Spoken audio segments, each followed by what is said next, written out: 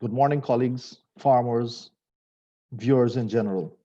It is a pleasure for me today to chair this session of a webinar by no other than our senior scientist, Dr. Ghanshyam Payman. He will be discussing red rice, its economic importance and management. This webinar, it is the fourth in the series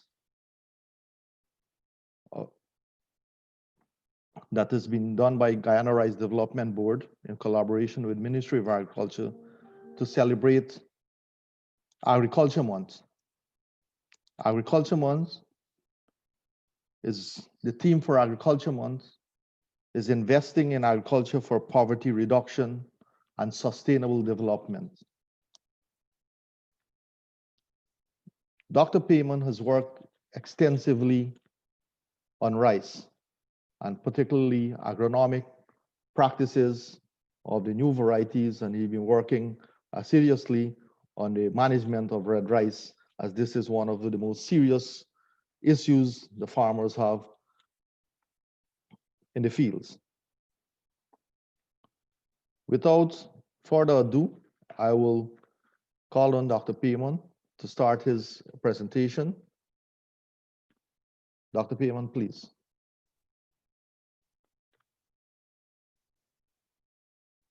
Thank you very much, Dr. Prasad, for the introduction. And good morning, everyone tuning in. My presentation is entitled Red Rice, its economic importance and management. What is red rice?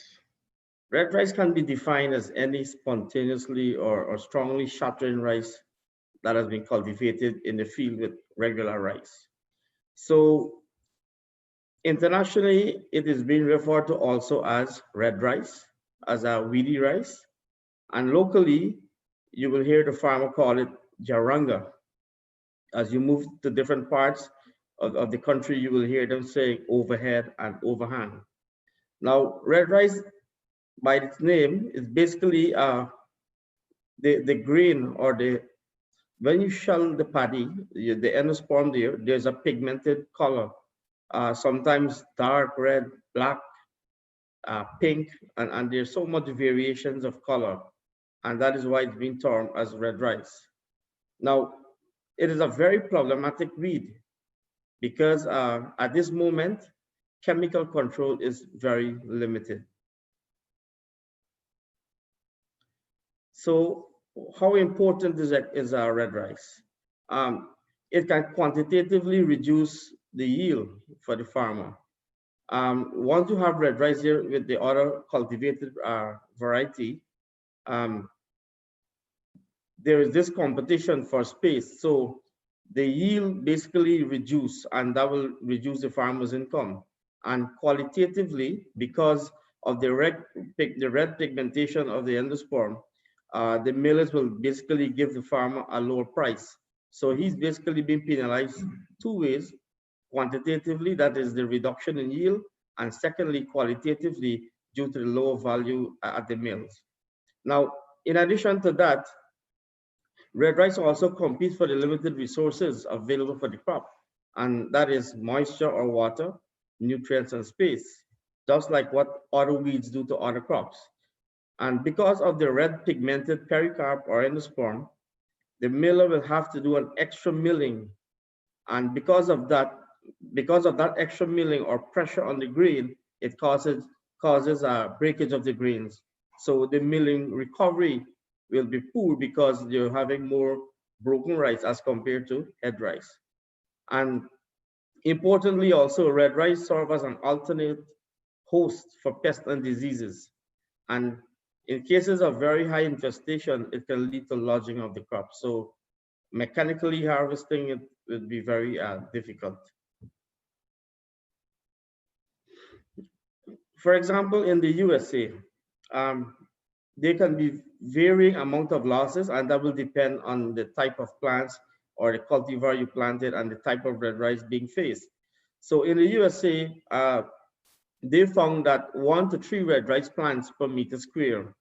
That is the threshold for which they can tolerate red rice in the field, because increasing the population from 3 plants will significantly start to decrease the grain yield. In Sri Lanka, red rice infestation is very high there, 10 to 100% reduction in yield because of the competitive ability of red rice compared to the cultivar planted. Another author also in Sri Lanka showed that he proved that 60 to 75% reduction in grain yield as a result of 35% infestation of red rice in the field. Also in Italy, a density of over 40 VD rice plants per meter square can reduce the grain loss or the grain yield by 60%. And in China, the presence of VD rice increasingly from 2, 4, 6, and 8 plants per meter square reduced the yield by 24.9, 31.4, 33.7, and 60.1% respectively. So increasing the density of red rice will significantly reduce the grain yield harvested by farmers. In Guyana, we would have observed about 40 odd variants of red rice in farmers' field.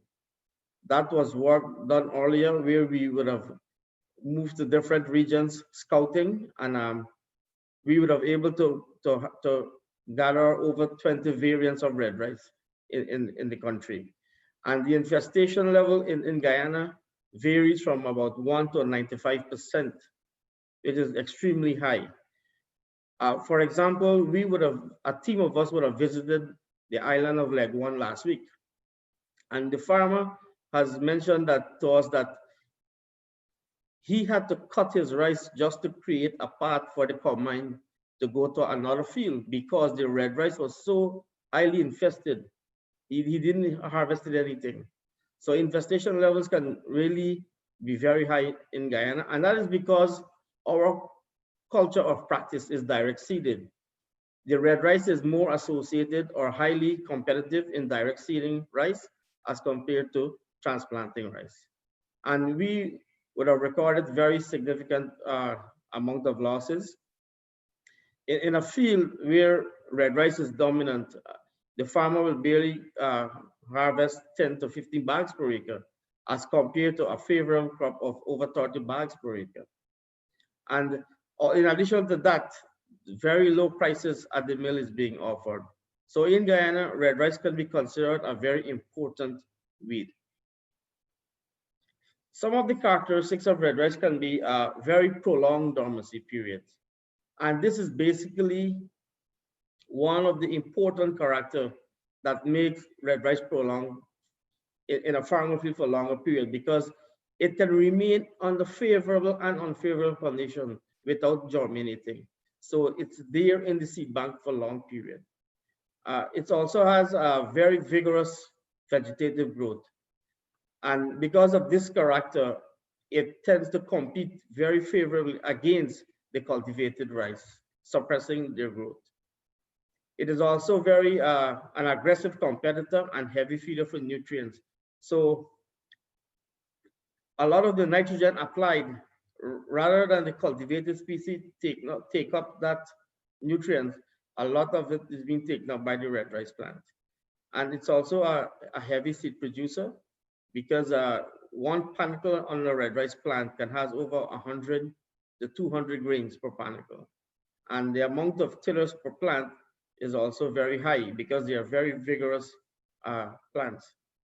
And they also have the ability to withstand harsh conditions.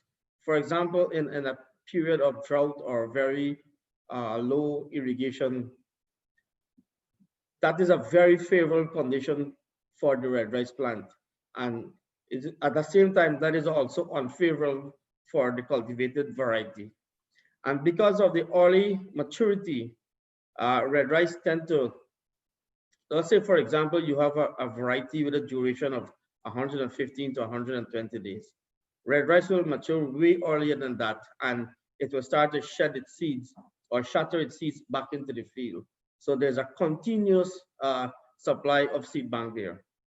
And then, as I said, the ability to shatter before the crop is harvested. So even at the time of harvesting, when you check the quality of the grains harvested, the red rice quantity there is a bit reduced as compared to what is actually there in the field before because of the shattering.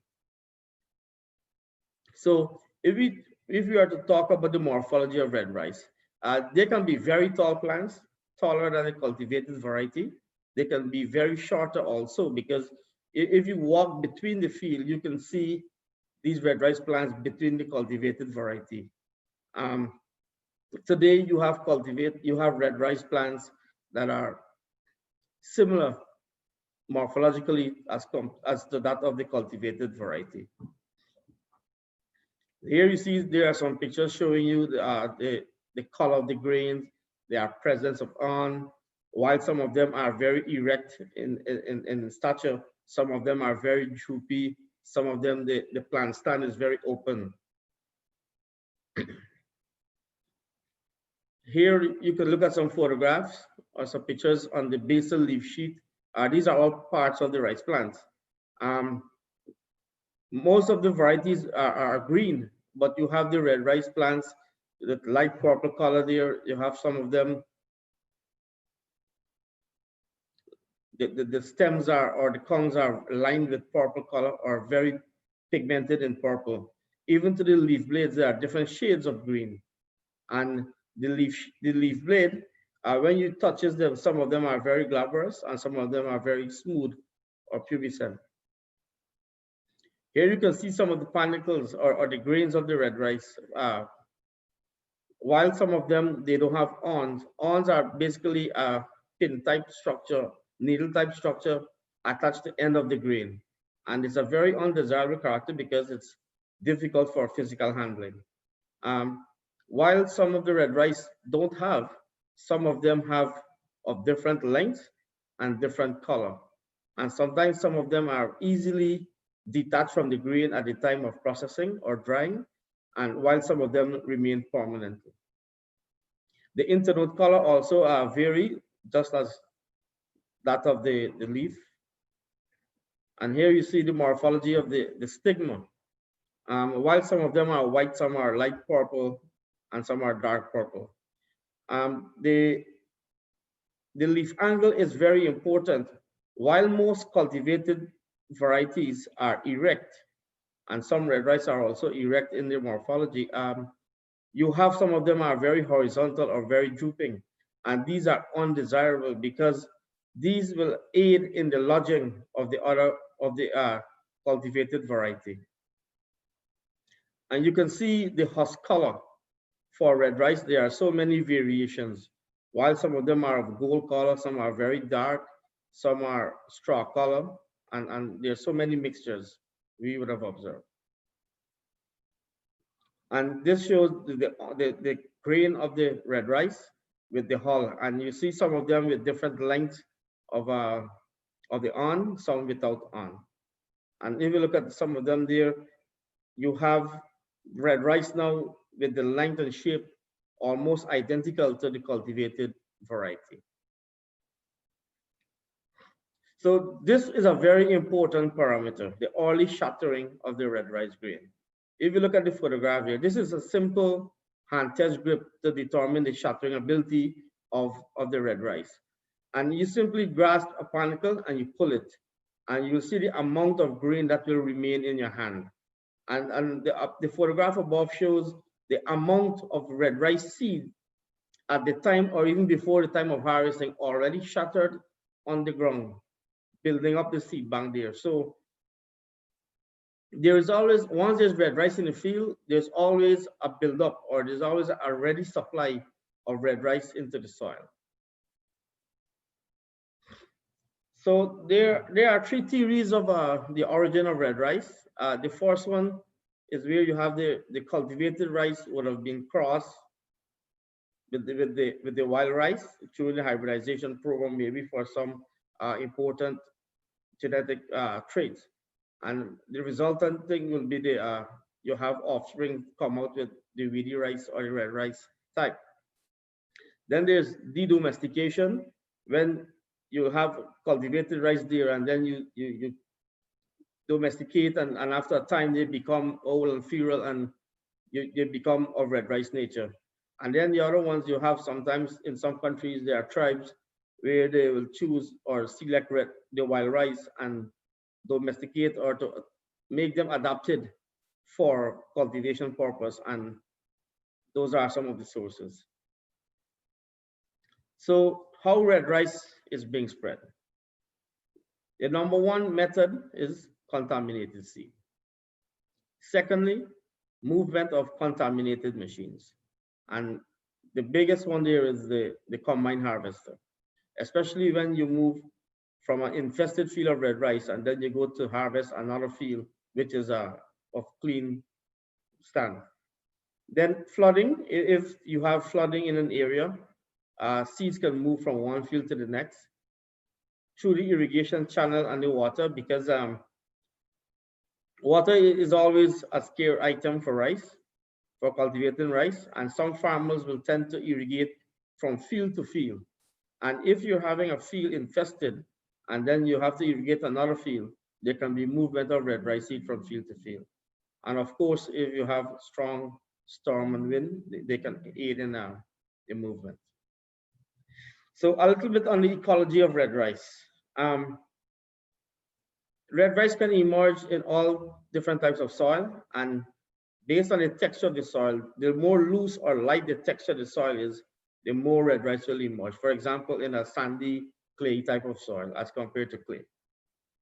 If there is water present in the field, the red rice emergence will be less as compared to when it's a high spot, which is exposed and dry. Also, the depth of burial of the seeds. If seeds are being plowed very deep, it means that itself is a physical barrier for red rice to emerge from a certain depth as compared to if you're doing light plowing. So the tillage operations choose are very important. So if you have a field that is moist, the soil is moist as compared to a flooded soil or flooded for maybe 4 to 5 inches, you will see that less red rice will come out or emerge as compared to a moist soil. The emergence from the seed bank can also be greatly influenced based on the type of tillage practice. Now, if you practice a disc plow plows very deep, and by inverting that, seeds at the surface are being inverted and buried deeply, as compared to when you use a roam plow, it's just a few inches at the top, it will scratches the field. So the clot size of the soil also is a factor contributing to red rice emergence. So the smaller the surface area, the smaller the clot size, it means higher surface area of the soil, and more red rice will be able to emerge as compared to when you do deep plowing. Now, a very important trait for red rice is its flowering and germination. After 9 days after flowering, 20% of the seeds can germinate. And as that period extends to 12 days, 85% of the red rice seed can germinate. So coupled with the easy shattering behavior and the viability of the seed at a very early stage are some of the important characters of red rice that makes it very persistent in a farmer's field. Besides the losses and the negative impact of red rice, there are some very good benefits. First of all, it's a very good delicacy. Red rice also has some very good health benefits. That is, it promotes weight loss because of the reduced or zero fat content in the grain. It's also rich in iron and vitamins, and the antioxidant present in red rice protect the skin from premature aging. It helps to keep heart diseases at bay, and it's very highly recommended for patients with diabetes. And in case of indigestion and fatigue, it also reduces that. So there are many recipes prepared from red rice, which is very interesting. So now we come to the strategies for managing red rice. There are three broad areas or three basic principles for managing red rice. And the first one is preventing the germination and establishment of red rice present in the field. This basically means the soil already have red rice inside. There's an already established seed bank. What you need to do is what agronomic practice or practices that you will do to prevent them from germinating and establish in a field. The second one is preventing the growth and establishment of red rice through the introduction of other means. So if you have a clean field here now, you want to prevent the red rice to grow there through contamination from seed sources or movement of machineries and so on. And of course, preventing the spread into uninfested area. So this figure here basically divides into three stages of the crop. First, the land preparation. And then you have from sowing to flowering and from flowering to harvesting. Now, along these three timings of the crop, there are different agronomic, cultural, mechanical processes that you can apply to control red rice. And I want to emphasize here that no one or single method here will give you an ideal reduction or control of red rice. It has to be done in an integrated approach. So the first thing, burning of rice straw. It is very important to have the combine harvester when at the time of harvesting to cut the rice very low from the ground. By doing that, you're creating more biomass to be born, and you can also even spread it to areas where, especially on the high spots in the field, and allow the straw to be dried properly, maybe within 3 to 5 days before burning. So when you burn, then all the red rice seeds that were shattered from during the crop before harvesting that remains on the surface of the soil can be burnt or destroyed during burning of straw. Then this is a very important method which we term the grow out method. Basically, there's always a 2 months gap between when you harvest the crop and when you will sow the second crop. During that time, that's when you will do most of your dry land preparation and even preparing to sow. Take advantage this time to plow the field in such a way so that, and then you get the field irrigated. Add some moisture to the field so that the red rice seed already in the seed bank or in the soil profile can get to be germinated and established. So when it reaches the 2 to 3 leaf stage, you could either have the choice of spraying it using a herbicide, or you can go back again with the machine and disturb the soil. And in that way, you're physically destroying the red rice seedling that were emerged. Then you have the stale seedbed method. This is also termed the false seeding method. Basically, what you're doing is to do the regular land preparation that you intend to do for establishing the crop. But before establishing the crop, the field is being kept moist but drained so that red rice seeds at the upper surface or within 2 cm depth can readily germinate and emerge. And when it reaches the 2 to 3 leaf stage, you can apply glyphosate. Glyphosate is a systemic herbicide that will kill the entire, all the seedlings that are there. Now, after doing that, you do not go and do no further land preparation. That is why it's called a fall seeding or stale seed bed. So 2 to 3 days or just after application of glyphosate, you go and you broadcast the field and continue the crop as per normal. Then there's deep plowing. Deep plowing basically is to bury red rice seeds that were on the surface, because when you're plowing, you're inverting soil. And by inverting soil, seeds that are at the upper layer will be buried at the deeper layer. And to continue the land preparation, you do not go back for another deep plowing. Rather, you use the light tillage practice. So those seeds that are buried are kept in deeper areas. Puddling. Puddling is very important, and it is best advised to farmer if you're having a field with a history of red rice, and we know cost of cultivation and cost of production is very important. It is best to eliminate one of the land preparational activity that was done in the dry. For example, a farmer may plow his field twice in the dry period, and then he will do the wet operation by puddling once or twice. Now I'm asking that you eliminate one of the dry activity and you use it to do more in the puddling, because puddling itself basically and physically destroy all the plant parts that are existing in the field, and it also aids in burying red rice seed. And the structure of the soil that is being prepared after several puddling red rice is very difficult to penetrate them and emerge. So puddling is very important. Cleaning of machinery. As I said earlier, this is one of the reasons also for the spread of red rice.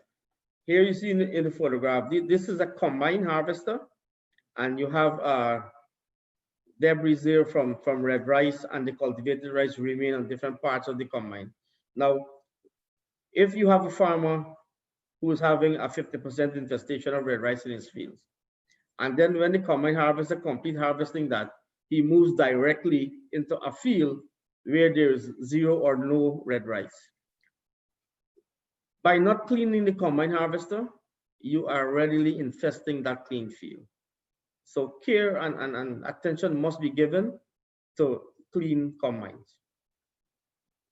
Field sanitation is important because while you may be putting a lot of effort to clean the field itself, and if you don't clean the immediate surrounding, which is the ponds and the dams around, those areas also serve as a reservoir for red rice and other wheat seeds. So it is important that a holistic approach to field sanitation being done. The water channels, the dams, the edges of the field, all of them should be clean.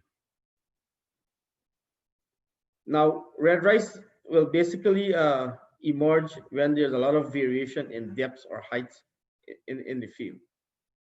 So if the farmer has a 10-acre plot, there's a tendency that some parts of the field may be high, some part may be low. So by using the laser level, you can actually bring the field to one or uniform height and with proper bonding.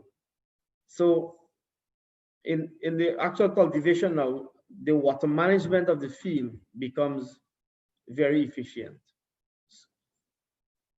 Now, in cases where laser technology is not available or it's unaffordable, it is advised to bond the field into smaller parts, and preferably smaller and square plots, because by doing that, you're making the field more homogeneous in depth or the levelness of the field.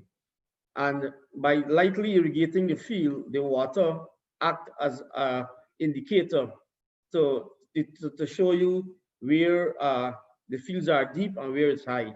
So with proper field implements, these fields can become level. Now, the choice of variety.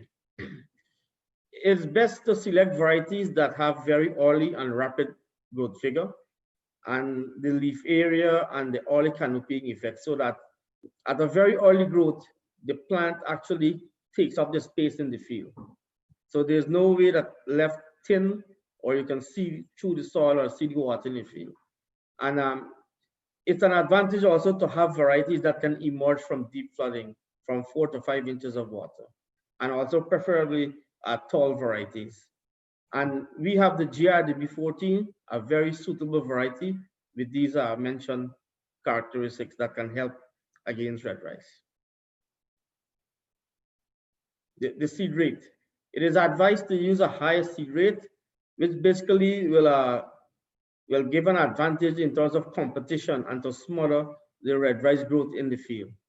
So 140 to 160 pounds of certified seeds is very good to compete against red rice. So in our regular cultivation, we are advising farmers to sow 100 to 120 pounds. That's when field conditions are ideal. But if you're having a history of red rice in that field, it is advisable to step up that seed rate so it can help to compete against red rice. Now, seed treatment basically is an indirect benefit or factor, because if you have to grow through water, deep water, seed treatment basically help to protect those seedlings to about 3 to 4 weeks from waterborne pests and so on, so that the seedling can be able to survive and compete against deep flood. Here we also recommend the use of certified seeds.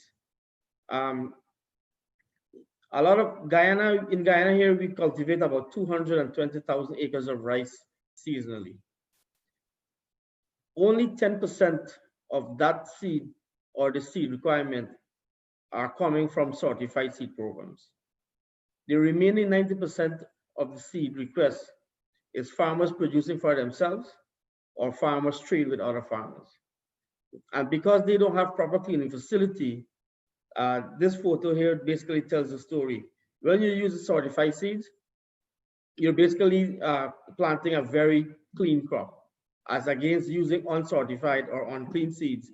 The red rice is there all the time and competes favorably against the cultivated variety.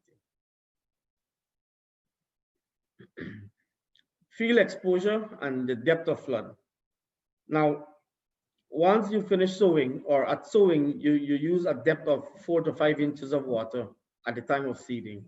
And knowing that the field has a history of red rice, you will maintain that flood until the time of final drainage, which is around 90 to 95 days. Now, if you have to drain fields for weed control and other husbandry practices, it's recommended not to drain longer than 2 to 3 days, because once fields start to dry and start to crack, it means red rice from the deeper soil profile can get themselves germinate and emerge readily. So it's recommended that 4 to 5 inches flood, continuous flood until time of final harvesting. Then there's removal of old roots and stubbles. So sometimes in the wet conditions or the wet seasons, farmers who planted late, they have the trouble of getting a proper land preparation done. And you can see that a lot of old roots, especially from red rice, still standing. So it's advised that these old roots are being removed, especially before you do the forced application of your nitrogen fertilizer. These old roots can basically serve as the source for regenerating red rice into those fields. Early application of nitrogen is recommended at the first application stage, around 55 to about 75 pounds per acre. Very early, that is 12 to 14 days. What this does is it promotes rapid leaf growth, leaf area. So with rapid growth, the canopy effect becomes very effective and in a shorter time. So the plant basically takes over the soil or the area of the field. So it doesn't give the red rice a chance to germinate and establish. And importantly, roguing. Roguing is recommended before flowering, because if you allow them to flower simultaneously with the cultivated rice, you can have crosses going on, and the offspring from that becomes more and more problematic. So roguing is important before flowering. Basically, is to walk through the field and remove those plants that you see a lot of red rice type. And this can be done repeatedly after flowering and even before harvesting. And this will depend on the amount of red rice in the field and how you see they emerge from the field. Another method is what we call the wick or rope method. Is basically if you to use this method, it is advised that you use a variety of short height, because the advantage of this method is to have a distinct height of the red rice from the cultivated variety, so that when you hold a rope across, it should touch only the red rice plant, because the herbicide used to kill is a systemic herbicide. And we recommend glyphosate at a 25% strength. So there's a photograph there where two persons hold a rope very stiff and it touches the red rice plant. And because it's a systemic herbicide, it will kill the entire plant. So the photograph at the bottom there now shows the drying up of the red rice plants in the field. And of course, there are other methods of control. If the red rice observed in the field are in spots or highly dense population, it is advised to do spot spraying, because chances are there may be very few or no cultivated rice in those areas. So to allow them to grow and reinfest the field, is best to use a herbicide very early. And then continuous roguing when you have sparsity population of red rice. Remember to clean the machines, the tractor, the combine when moving from fields to another field. And even the containers for transport, the drying floor and the storage areas, all of them must be kept clean. So while doing all of this, there are some challenges because of improper drainage and irrigation infrastructures. Some farmer doesn't have the luxury to drain or to irrigate the field timely or to the depth that they are desired. And because of there's an absence of preferential pricing system. When you go to the mill these days, most of the paddy are sold at similar price, irrespective of the percentage of red rice in that seed lot or in that bulk. And large number of farmers are renting lands, and because of that, they are reluctant to engage in the red rice control measures because of the fear that once these lands are being cleaned up, the landlord will repossess this land, or there's competition to pay more rent and losing those lands. And then also the cost of production, because once you have to do more, then it means your cost will go up. And quite a large number of farmers, they do not have access to certified seeds. As I've mentioned earlier, only about 10% of the certified seeds are used in the country. So in conclusion, the main sources of red rice infestation is from the rice seeds or the contamination through seeds, and also it can be from soil already infested or where there's a high seed bank. And it is recommended that an integrated approach be adopted for the control of red rice. And therefore, any control measure should be aimed at the reduction of the infestation also of the sources of red rice, whether it's from the seed source or whether it's from the soil itself. So that's my presentation, and these are some of the reference that I would have used. Thank you very much.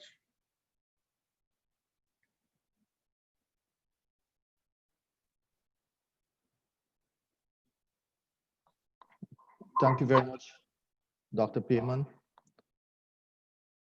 for a very good presentation. We have seen throughout the presentation of Dr. Payman that red rice is a serious issue, be it here in Guyana or across the world. We have seen that losses can amount to almost 100%. And in Guyana, in localized areas, we have seen losses up to 50%, and that is just the crop that we are in. We, as farmers, as researchers and all, when something is going right, we all take credit when we have high yields. We all say that we have given a good variety, we have improved management practice, and the farmers also did an even better job in preparing his fields and executed all that he knew, more than even what we have told him and have gotten even better yields than what we have bargained for. When something is going wrong, I think everyone needs to put up their hand and say, we have contributed to it, and the next hand should go up that we are going to fix it. Red rice has not come as a surprise. It has been building up over the years, and some of our actions or some of our practices have encouraged it. And Dr. Payman has been very clear in identifying some of the management strategies. And you would have seen we're gonna spend an extra dollar here and there in fixing this now. Have an extra land prep or to do the still seed bed matter, the growth, then to spray with glyphosate or to rogue or to any other activity. We are going to spend $1 or $2 more, but it is for the best interest of you, the farmer, and for the country. And noting that we are also exporting. The trend is to be for us to have the highest possible quality of seeds or rice. And once we have infested rice in the milling system, it's going to pressure the milling system. You have to get Sortex to take it out. It all is a cost. And we are treading thinly on what prices offer to us in the international market. And I've said many times before, in coming years, quality is the game. And we have to start improving our quality. And mind you, let me don't beat up anyone that we are not having good quality. Our quality is excellent. But in future, we want second to none. And we can achieve that. So I'll encourage you to follow the practices, and you can also consult Dr. Payman or any one of the research station. We are in the process also of selecting farmers, or not selecting farmers, identifying farmers who have massive infestation of red rice, to work with them closely to show them the techniques, how they can reduce the red rice over a period of time. So you could call in at the station, call directly to Dr. Payman or myself, and indicate that you're willing to work along with us for your farm to achieve a better quality. Let me don't go on. I will now open the floor for questions and comments. I would like those who have several questions to group them within yourself and ask in a trot, so that will give others a fair chance to interact with Dr. Payman and others that are online. So please go ahead.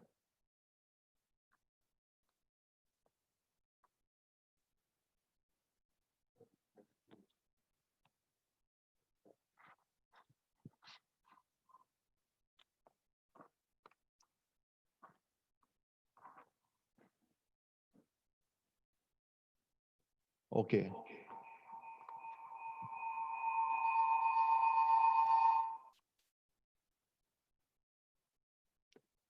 We have a comment and question from Cyril Passad. It reads, I would like to thank you for a very informative presentation on red rice control. Job well done. I have a couple of comments. First, gramazone can be used during during the seedbed method too.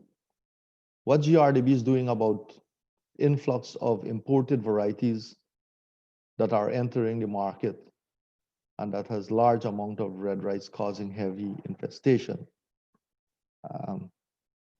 Dr. Payman, it's quite a mouthful. I'll give you a go straight up. Thank you, Dr. Prasad.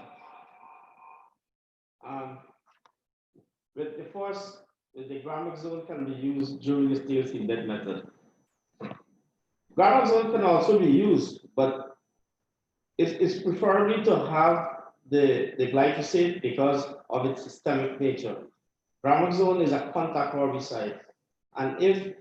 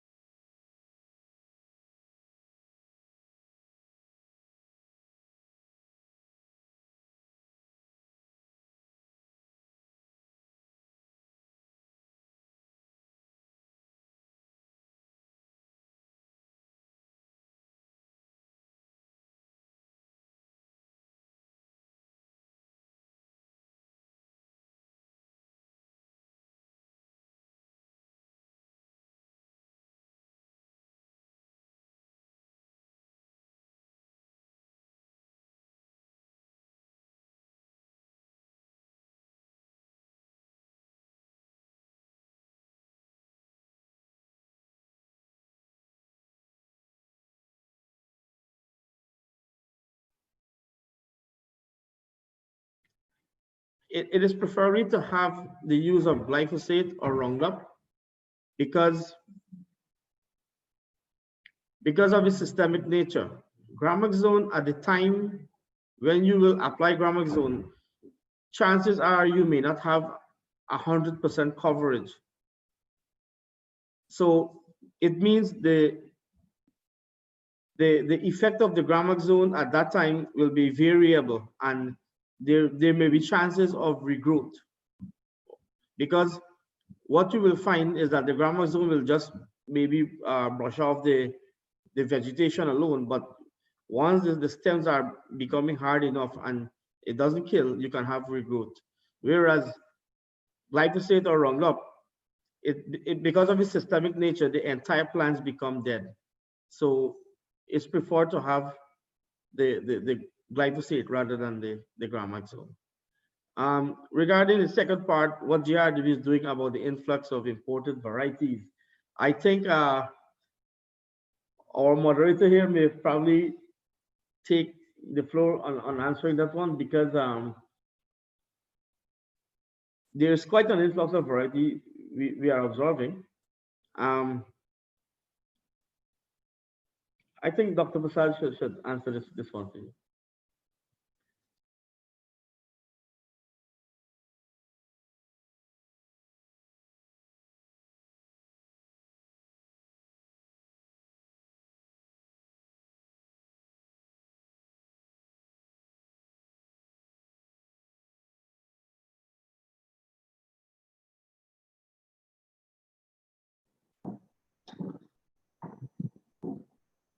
Thanks again,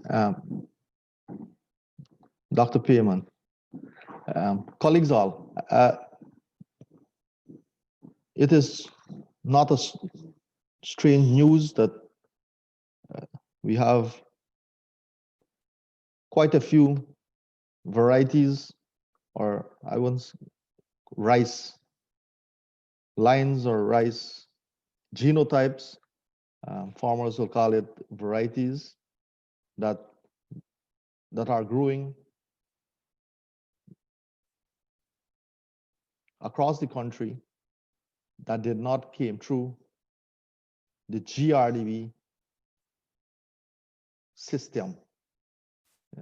GRDB system provides the opportunity and provides a platform for us to develop varieties. We do it as a board, we do it in conjunction to farmers, international agency. It is a partnership. The varieties that have been developed with GRDB would have undergone all the prescribed testing before it is made entry into the farmer's field. Having illegal varieties or varieties that are not recommended by GRDB in the farmer's field, there we go. Few persons have took it upon themselves to probably, I don't know how they have gotten this into their cultivation and have multiplied it. And there is no quality assurance regarding those varieties. No one can assure you. The good thing is that what my colleague is, Mr. Prasad, Cyril Prasad is indicating, that's a lots of red rice. That's not a difficult one. It could have been that varieties coming in to Guyana or any country which they have not tested and no work have been done on them, and they could have at the same time bring in pests and diseases which are not common to our country, and that could cause grave consequences to the farmers themselves that are using it, the whole industry, and the country at large. So when one embark on these projects to have illegal varieties growing, it is not only a risk to your own self, it is a risk to all the farmers who are, if not engaged in such of activity. Having said that,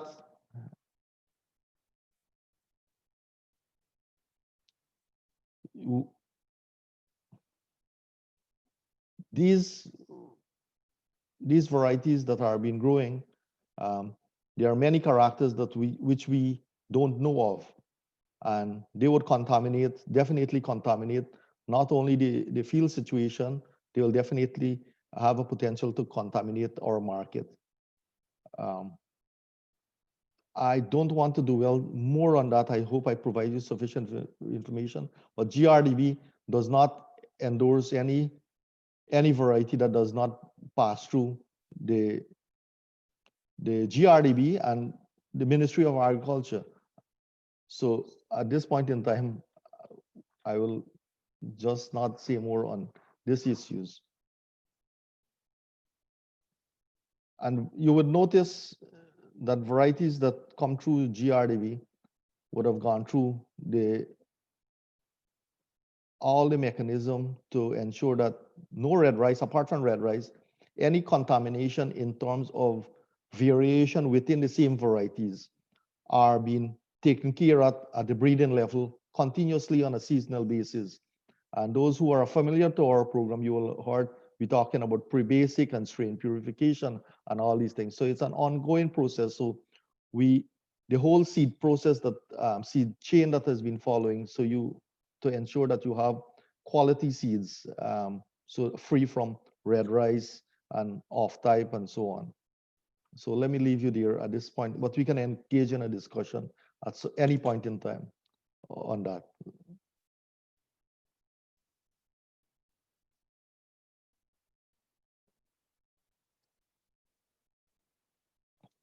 The next question,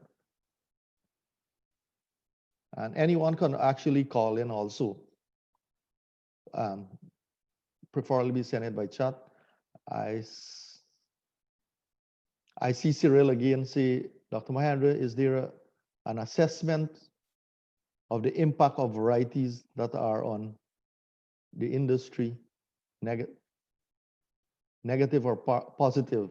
Is there an assessment of the impact of these varieties having on the industry, negative or positive? Oh, you're talking about the varieties that the GRDB have not recommended or have not released.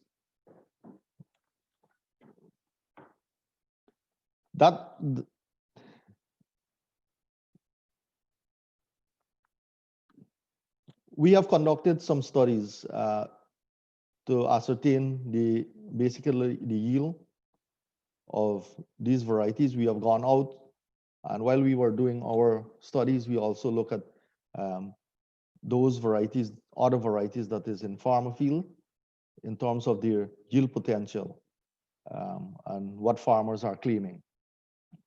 So we have some information in hand as to how much they can contribute in terms of which varieties they are yielding like.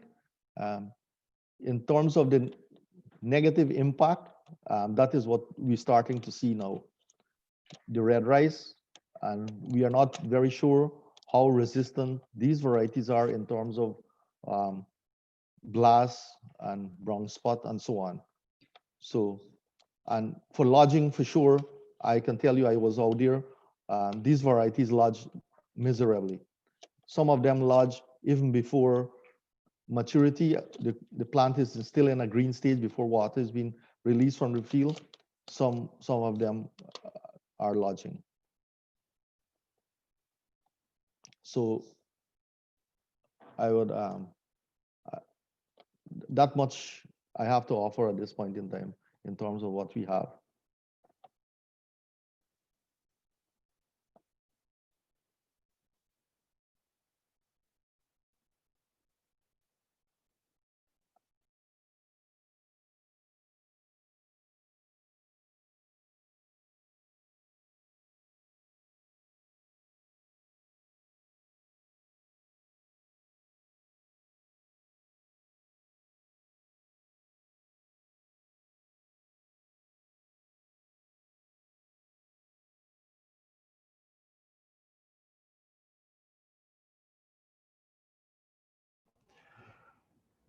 All right, we have a question here on Facebook. It's from Dave Parmanan. He's asking, since it's beneficial and millers have Sortex machines, why penalize farmers? I figure he means since red rice is beneficial, why penalize farmers? Dr. Payman or Dr. Prasad?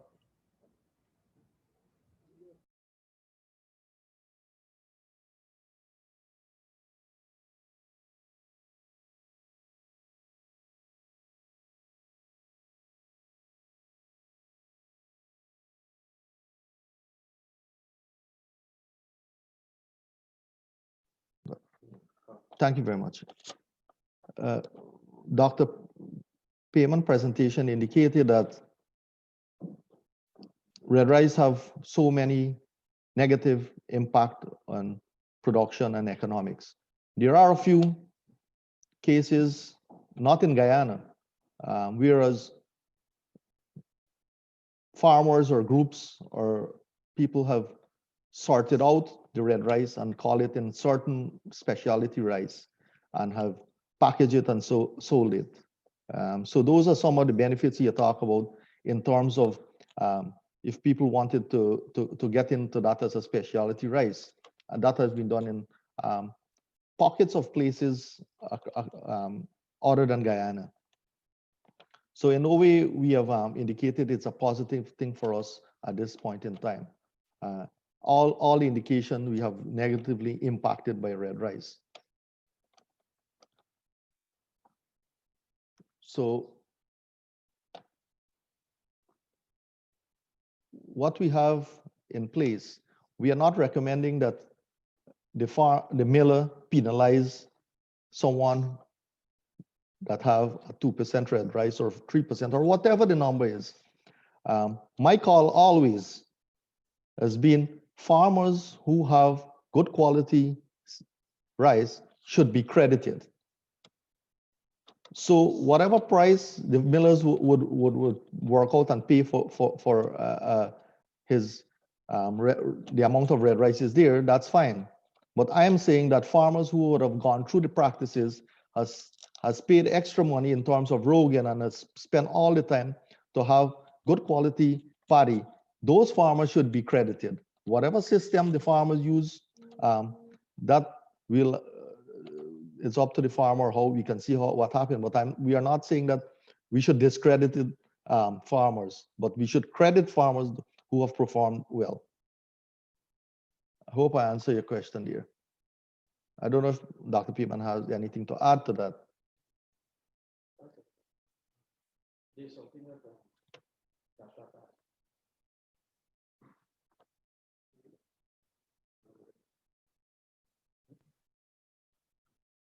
So there was one question from Mr. Dashrat Narayan.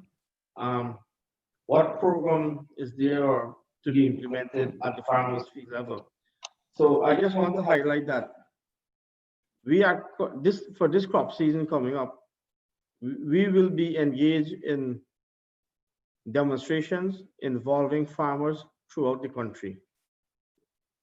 At this point, we have asked that each of our extension officer to identify a farmer within their district where we'll be coming up with a plan. So even though we are identifying one farmer, this will serve as the field school or the pilot plot for other farmers to observe and to continue the implementation in their own field. So some of the important things that of course, there are a list of things that we ask to do in an integrated method. But I know for sure that not all the farmers can tackle all of them. So there are some key methods that we ask to start with. First is the growth method, because we still have some time from now to the next cropping season to start. We will start with the growth method, and going on after that, proper land preparation with special emphasis on extra puddling. Then we look at the leveling of the fields and bonding into smaller fields if the fields currently of choice are of larger size. The variety of choice will be GRDB 14, which we intend to do a seed treatment and grow through water of 4 to 5 inches until final drainage of the field. And if we observe in between, or of course, adding the false application of nitrogen fertilizer as early as 12 days, and as the crop progresses, based on the population established after that, if it's thinly populated with red rice, then we go for manual roguing or removing of the red rice. If these red rice are in strips, and in these strips you have good rice in between of it, we will apply the wick or rope method. And in cases where you have highly populated area of red rice where there is no good cultivated rice in between, we'll go for the spot or localized spray. Those are some of the more important method that we will want to demonstrate in the coming season with the farmers around the country. Thank you.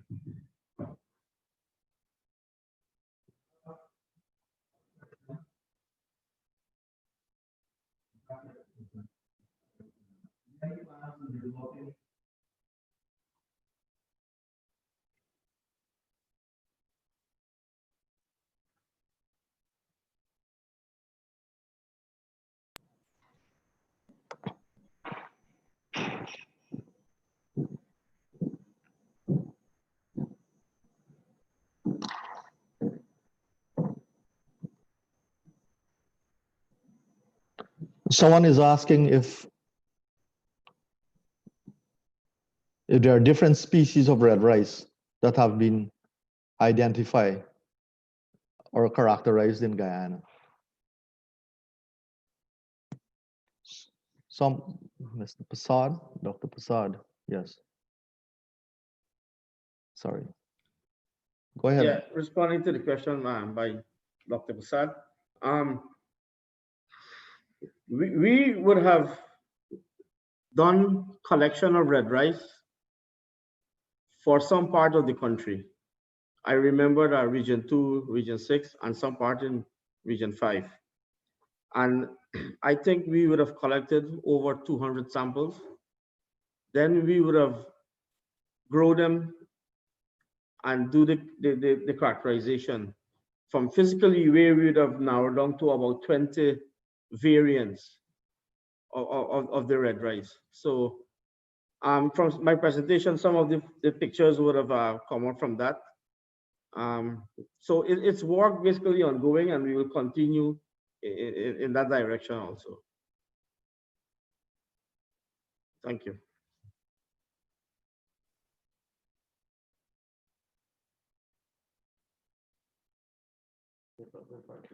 We have another question. Dr. Mahen, okay.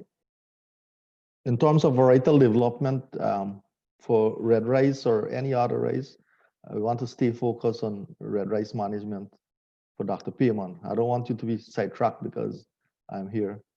You have a chance to go with me in the next 2 days. So let's focus on Dr. Payman and the team plans for managing red rice in this country. And the team involved, as you'll see, the scientists and the farmers.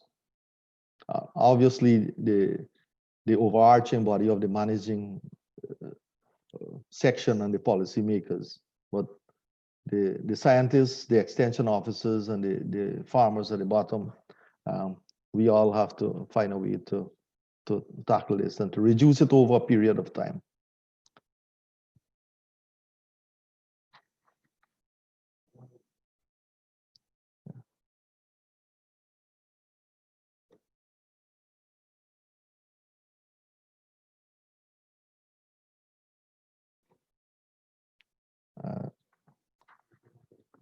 Yes, Mr. Cyril is asking a question, a very important question. That why are the millers not using the grading system suggested by GRDB. Mr. Cyril, I wouldn't be able to shed any light on that. I will have to seek some guidance from the quality manager on that. Sorry about that one, but you can follow up for a personal response. Either by myself or you can, anyone in GRDB. Ms. Peters will be in the best position to assist us there, but not at this point in time.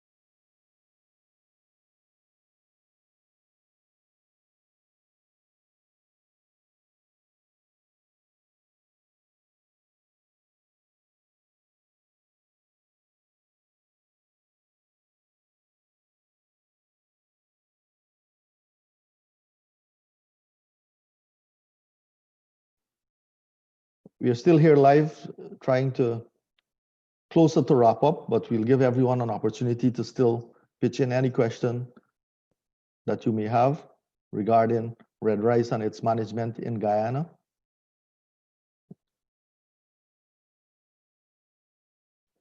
Yes, it has been a fruitful discussion. And all your suggestions and questions will be taken on board. And feel free to contact GRDB or Dr. Payman himself for any advice regarding red rice management. I would like to thank all of you that have joined and wish you well for the rest of the day. Please stay focused. We still have one more presentation in the series to celebrate our Agriculture Month, and I myself will be giving that presentation in 2 days' time, Wednesday at 10 o'clock. I will be discussing some of the results of testing of a candidate variety in the farmer's field. So look out for that in 2 days' time.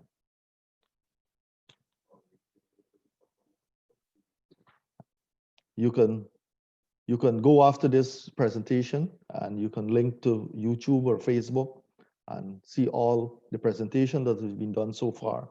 And you can still send us your comments and any